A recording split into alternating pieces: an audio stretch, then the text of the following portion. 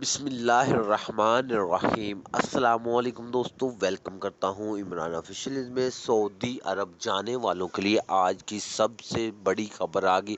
जो मेरे भाई सऊदी अरब का सफ़र करना चाहते हैं उनके लिए बहुत बड़ी खबर आ गई। जिन लोगों ने पाकिस्तान से कोई भी वैक्सीन लगवाई हुई या बूस्टर शॉट लगाई और वो वैक्सीनेटेड लोग हैं तो वो सऊदी अरब का सफ़र कर सकते हैं।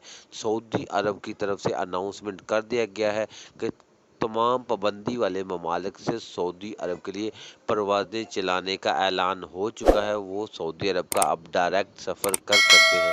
तो मुकम्मल डिटेल इन्फॉर्मेशन इसी वीडियो में आपके साथ शेयर करने से पहले अपने प्यार से दोस्तों से गुजारिश करते हैं, वीडियो अच्छी लगी तो वीडियो को लाइक और चैनल को सब्सक्राइब कर ले ताकि इस तरह के लेटेस्ट अपडेट सबसे पहले आप तक पहुँच जाए। तो सऊदी हुकूमत की तरफ से ये कन्फर्म हो चुका है, जैसा कि कल की वीडियो में भी गागा ने भी तमाम एयरलाइन का एक सर्कुलर जारी किया था कि आम तमाम एयरलाइन तमाम आदमियों को सऊदी अरब लेके आ सकते हैं 100% पैसेंजरों को लेके। तो सऊदी हुकूमत की तरफ से ये बहुत बड़ी निशानी है कि वो तमाम लोगों के लिए फ़्लाइट ऑपरेशन बहाल कर दिया गया है।